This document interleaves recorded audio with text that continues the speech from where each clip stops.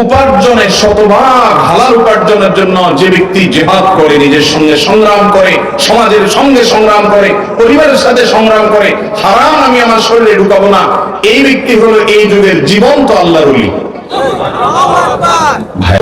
আসসালামু আলাইকুম ওয়া রাহমাতুল্লাহি ওয়া বারাকাতুহু।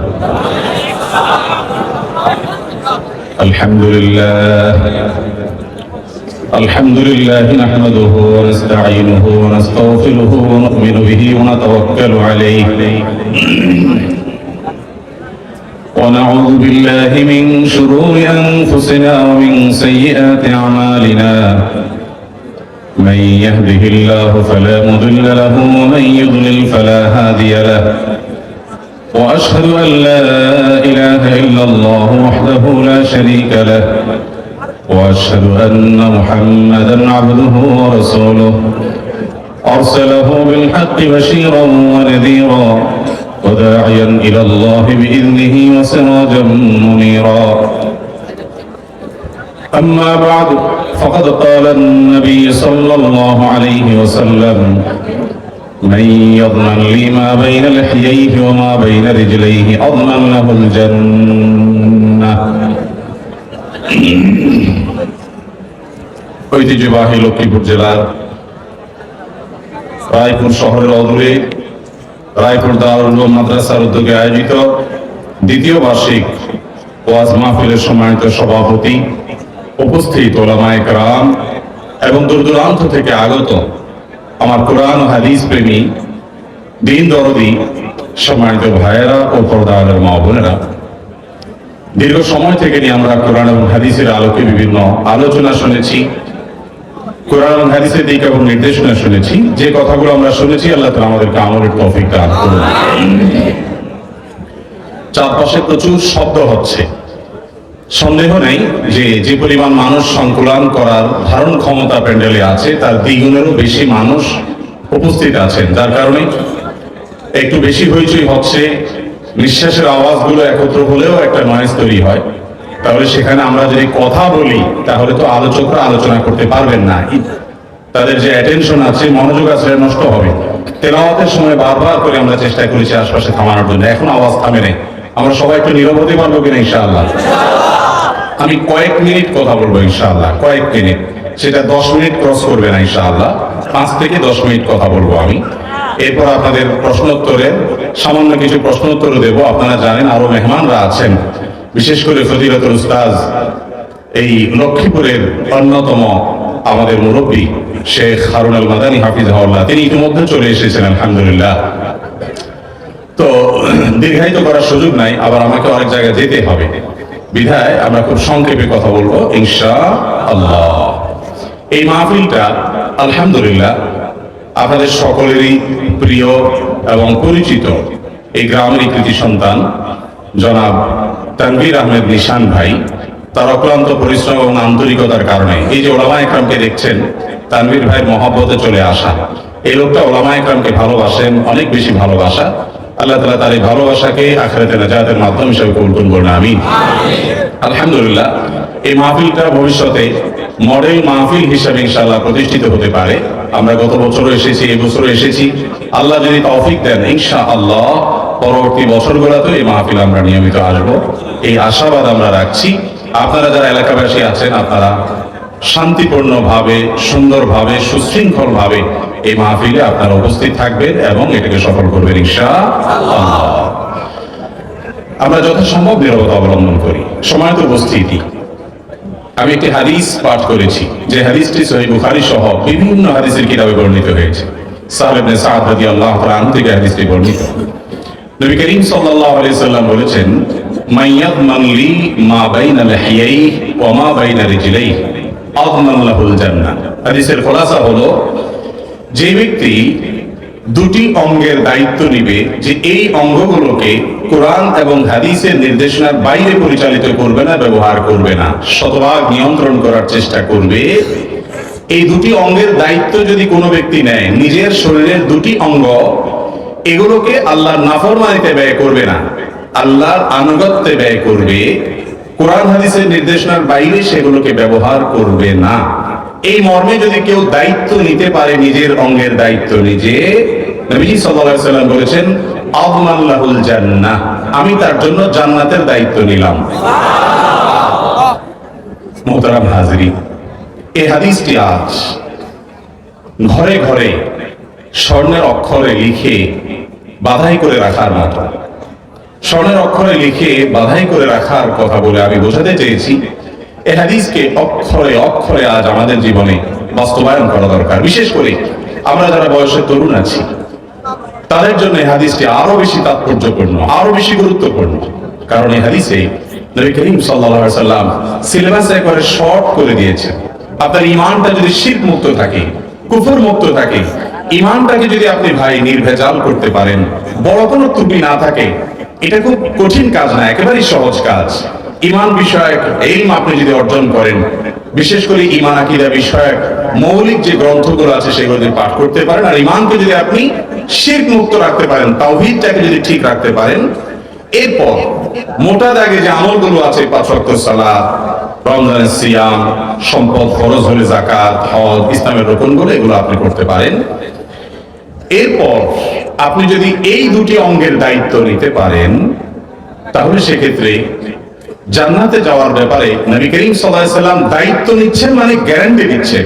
গ্যারান্টিটা দুনিয়ার কোন আলেম, দুনিয়ার কোন মৌলভী সাহেব দিচ্ছেন না, কোন মুফতি সাহেব, শেখ সাহেব, খতিব সাহেব, ইমাম সাহেব দিচ্ছেন না। স্বয়ং আল্লাহর হাবিব আল্লাহ রাসূল সাল্লাল্লাহু আলাইহি ওয়াসাল্লাম হাউজে কাউসারের যিনি দায়িত্বশীল থাকবেন, পানি বন্টন যার জিম্মাদারিতে থাকবে, আল্লাহর নবী স্বয়ং দায়িত্ব নিচ্ছেন যে এই দুটি অঙ্গের দায়িত্ব যদি কেউ নিতে পারে তোমাদের মধ্যে, আমি তার জান্নাতের দায়িত্ব নিলাম, গ্যারান্টি দিলাম। আর সেই দুটি অঙ্গের একটি হলো ভাইরা মা বাইনা লাহিয়াই, দুই চোয়ালের মধ্যবর্তী অঙ্গ অর্থাৎ মুখ। কেউ যদি দুটি চোয়াল এর যে হাড্ডি এর মধ্যবর্তী অঙ্গ অর্থাৎ মুখের দায়িত্ব নিতে পারে, এবং এই দুই চোয়ালের মাঝে দুইটা চোখও আছে, অবশ্য দৃষ্টির হেফাজতে চলে আসে এখানে। বিশেষ করে মুখের কথাই মুহাদ্দিসিনে কেরাম এই হাদিসের ব্যাখ্যা বলেছেন।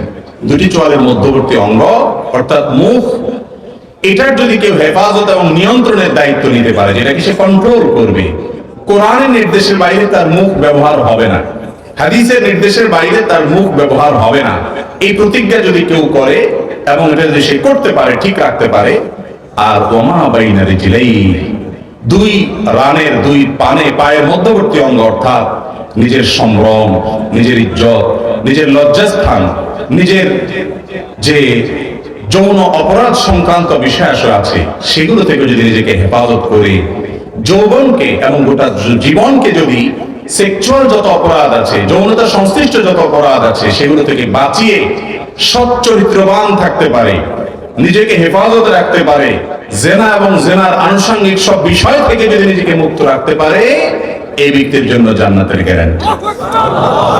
ভাইরা আমার, এমন একটা সময় আমরা পার করছি, এই দুটি কাজ আল্লাহর জমিনে একজন ইমানদার মুসলমানের জন্য সবচেয়ে কঠিন কাজ হয়ে গেছে।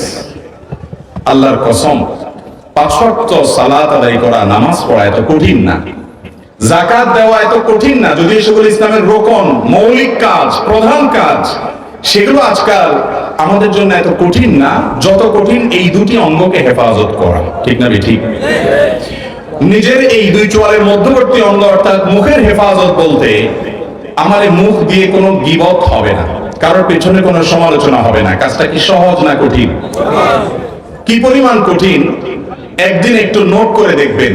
সকাল থেকে রাত পর্যন্ত আমি গীবত করব না, কারোর পেছনে এমন কথা বলবো না যেটা তার সামনে বললে তার কষ্ট হয়, মনে কষ্ট হয়, কোনোভাবেই বলবো না। মানুষের পেছনে তার দোষ যদি তার মধ্যে থাকেও সেটার আলোচনা তার অগোচরে আরেকজনের কাছে করব না, প্রতিজ্ঞা করে দেখেন।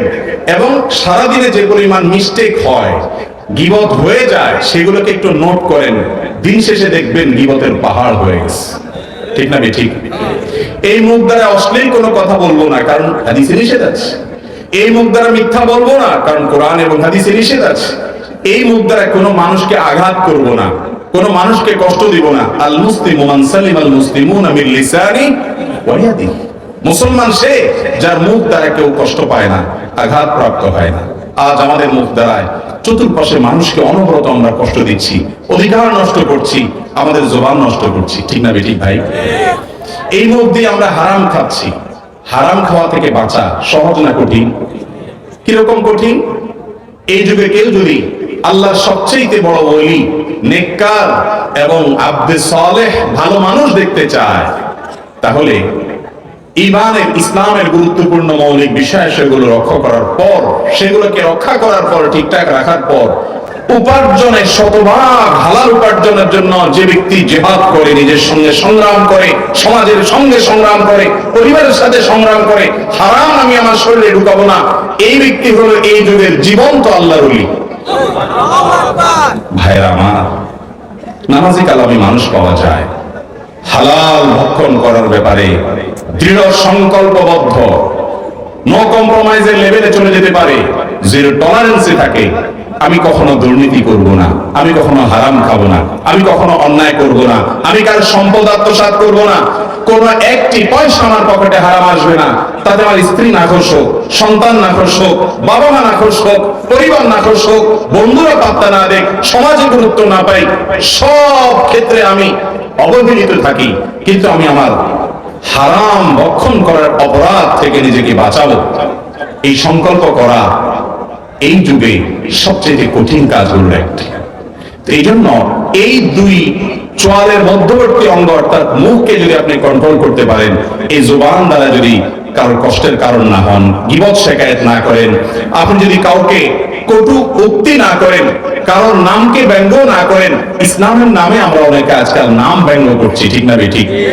ইসলামের নামে নাম ব্যঙ্গ করছি, আমার অপছন্দের লোকটাকে এমন শব্দ দিয়ে আমি মন্তব্য করছি, ঘায়েল করছি এবং কুধারণা করছি, কটূক্তি করছি, যেটা ইসলাম আমাকে এলাও করে না। ইমানদার কখনো লাইসাল মুমিনু বিত্তাআন ওয়ালাল লাআন ওয়ালাল ফাহিশ ওয়ালাল বারি, ইমানদার কখনো গালিবাজ হতে পারে না। আপনি সোশ্যাল মিডিয়াতে ভিন্ন মতের মানুষকে বা একজন ইসলাম বিদ্বেষী মানুষকে, একজন নায়িকাকে, মডেলকে তার অশ্লীলতার কারণে, তার ব্যক্তিগত অপরাধের কারণে আপনি কটূক্তি করলেন, মন্দ কথা বললেন, খারাপ কথা বললেন, একটা গালি দিলেন, সওয়াব হবে না গুনাহ হবে? কিন্তু সেই কাজগুলো আমরা ইসলামের নাম দিয়া সোশ্যাল মিডিয়াতে করি কি করি না? ইমানদার নিজের এই মুখকে হেফাজত করবে, মানে হলো তার হাত দ্বারা, মুখ দ্বারা, ভাষা দ্বারা কাউকে কষ্ট দিবে না, কারোর হক নষ্ট করবে না। আর সবচেয়ে কঠিন কাজ হলো হালাল ভক্ষণ করবে, আর দুই পায়ের মধ্যবর্তী অঙ্গ অর্থাৎ লজ্জাস্থানকে হেফাজত করবে। এই কাজটা কি সহজ না কঠিন? সোনার হরিণ যেরকম পাওয়া দুষ্প্রাপ্য, এই যুগে সেরকম যুবক পাওয়া দুষ্প্রাপ্য, যে যুবকের যৌবনে কোনো চরিত্রে কালিমা লাগেনি, যে যুবক সমাজের গোটা স্রোতের বিপরীতে দাঁড়িয়ে নিজের চরিত্রকে কলুষমুক্ত রাখতে পেরেছে, অথবা কখনো কলুষতা লেগে গিয়েছে, আল্লাহর ভয়ে, আল্লাহর রহমতের ছায়াতলে এসে হারামকে বর্জন করে ছেড়ে দিয়ে আল্লাহ রাব্বুল আলামিনের কাছে চলে এসেছে এবং তওবা করে নিজেকে পরিচ্ছন্ন করে নিয়েছে, তওবায়ে নাসুহা বা খাঁটি তওবা করতে পেরেছে, এরকম যুবকের পরিমাণ খুব বেশি না কম? ভাইরা আমার, এই কাজটা কি খুব সহজ না অনেক কঠিন? অনেক কঠিন। যারা কলেজ ইউনিভার্সিটিতে পড়েন অথবা সোশ্যাল মিডিয়াতে বিচরণ আছে, তারা জানেন নিজের চরিত্রকে হেফাজত করা আজকাল এত কঠিন হয়ে গেছে। চতুর্দিক থেকে আহ্বান হচ্ছে আপনাকে জাহান্নামে নেওয়ার জন্য। যুবক, আপনার আপন শুধুমাত্র আপনার মালিক আল্লাহ, আল্লাহ ছাড়া কেউ আপন নাই ভাই। সবাই আপনাকে ভালোবাসে স্বার্থের জন্য, সবাই পয়সা চাই, সবাই ক্যারিয়ার চায়, সবাই আপনার তথাকথিত অবস্থান চায়, কেউ আপনার জাহান্নাম থেকে মুক্তি চায় না। আল্লাহর হাবিব সাল্লাল্লাহু আলাইহি সাল্লাম আপনাকে আমাকে অনেক ভালোবাসতেন, তাকে আল্লাহ তাআলা বলেছেন রাউফুন বিল মুমিনিন, ঈমানদারদের প্রতি অনেক দয়ালু ছিলেন, রহিম ছিলেন। তিনি আমাদেরকে জাহান্নামের আগুন থেকে বাঁচাতে চাইতেন। আজ দেখবেন বিভিন্ন কোম্পানি, মাল্টিন্যাশনাল কোম্পানি, যারা আমাদের দেশ থেকে টাকা পয়সা কুড়িয়ে কাঁচিয়ে নিয়ে যাচ্ছে ব্যবসার নাম দিয়ে এসে, তারা আমাদের যুবকদেরকে পেস্টের ব্যবসা করতে এসে, পেস্টের প্রচারণার নাম দিয়ে আমাদের যুবকদেরকে, আমাদের তরুণ প্রজন্মকে, আমাদের পরিবারগুলোকে ভেঙে খান খান করে ধ্বংস করে দিচ্ছে। তারা আমাদের যুবকদেরকে বলছে দ্বিধাহীন ভালোবাসা করতে। দ্বিধাহীন ভালোবাসা কি? মুসলমানের সাথে ভালোবাসা হবে খ্রিস্টানের, মুসলমান মেয়ের, হিজাবি মেয়ের ছবি এঁকে এবং ক্রুশের ছবি আঁকানো আমার খ্রিস্টান আরেক ভাইয়ের বা আরেক মানুষের ছবি এঁকে দুজনের মধ্যকার অবৈধ সম্পর্ক করার জন্য তাদেরকে উস্কানি দিয়ে বলছে দ্বিধাহীন ভালোবাসা করতে। অর্থাৎ তরুণদের মধ্যে যে দ্বিধা আছে, আল্লাহর ভয় আছে, লাজ লজ্জা আছে, ন্যূনতম শরম এবং লজ্জা শরম আছে, সেগুলো যেন দূর হয়ে যায়, দ্বিধা যেন দূর হয়ে যায়, সেই দূর করার চেষ্টা করছে। ঠিক না ঠিক? আমাদের তরুণদের মধ্যে আজকাল সিনিয়রদেরকে রেসপেক্ট করার, সম্মান করার ব্যাপারে দ্বিধা কাজ করে। এক সময় তরুণরা মুরব্বীদেরকে দেখলে বাসে সিট ছেড়ে দিত, রাস্তার পাশে দাঁড়িয়ে যেত, সম্মান শ্রদ্ধা করত, বাবার সমান বড় লোকদের সামনে জোরে কথা বলতে তাদের ইতস্ততা বোধ হতো, লজ্জা পেত। আজ সে লজ্জা উঠে গেছে।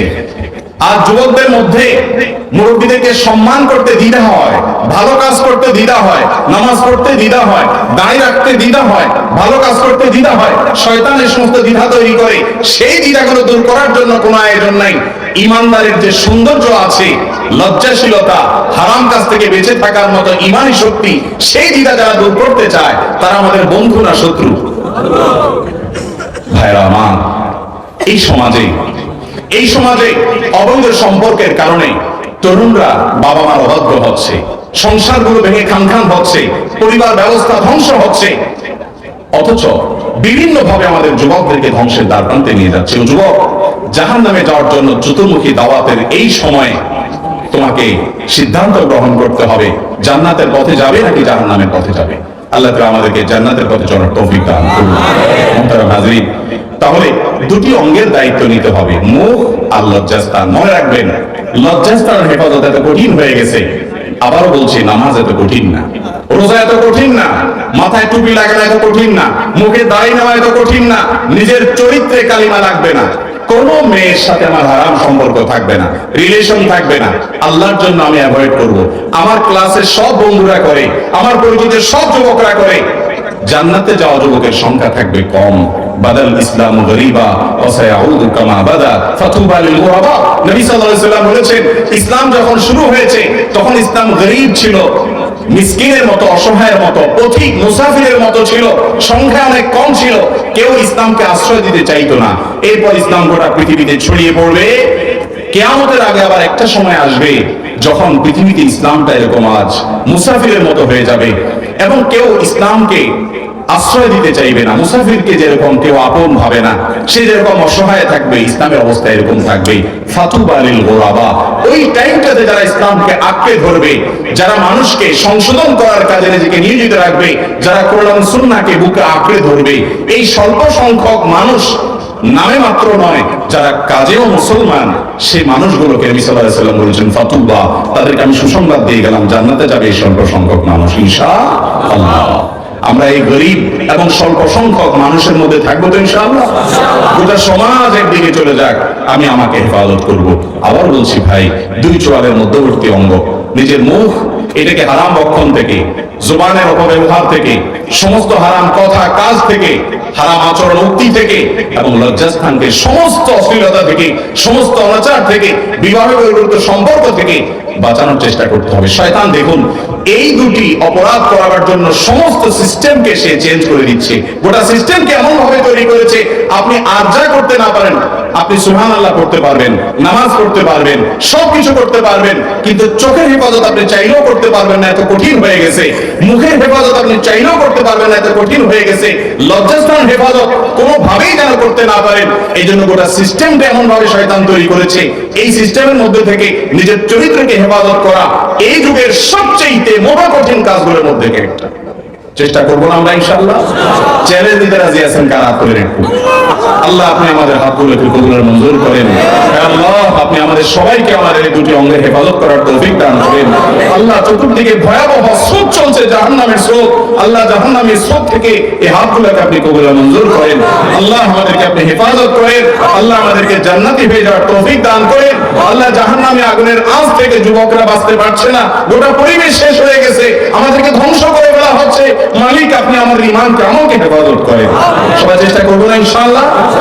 বিশেষ করে মোবাইলের ব্যবহার, স্মার্টফোনের ব্যবহার, ফেসবুক, ইউটিউব এবং অনলাইনে, ভাইয়েরা আমার, এগুলো আমাকে ধ্বংস করে দিচ্ছে।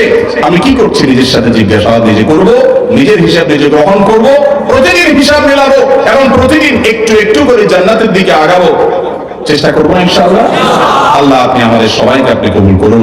আমরা যদি দুটি অঙ্গের হেফাজতের দায়িত্ব নিতে পারি, তাহলে মুহাম্মদুর রাসূলুল্লাহ সাল্লাল্লাহু আলাইহি সাল্লাম আমাদের দুই অঙ্গের দায়িত্ব নেওয়া মানুষগুলোকে জান্নাতের দায়িত্ব নেওয়ার গ্যারান্টি দিয়েছেন। তার গ্যারান্টি কখনো মিস হতে পারে? যদি বিশ্বাস থাকে তো আজ সংকল্প করে জানে মাহফিল থেকে যে আমি আমার এই দুই অঙ্গের হেফাজত করব, নিজের সাথে সংগ্রাম করব, প্রতিদিন আগাবো। কালকের চাইতে আজ, আজকের চাইতে আগামী, আগামীর চাইতে তারপরের দিন আমার ভালো হবে। চেষ্টা করবো না ইনশাআল্লাহ। আল্লাহ আমাদের সবাইকে আমল করার তৌফিক দান করুন। আলা ওয়া সাল্লি ওয়া সাল্লিম আলা নবিয়িনা মুহাম্মদ ওয়া জাযাকুমুল্লাহু খায়রা।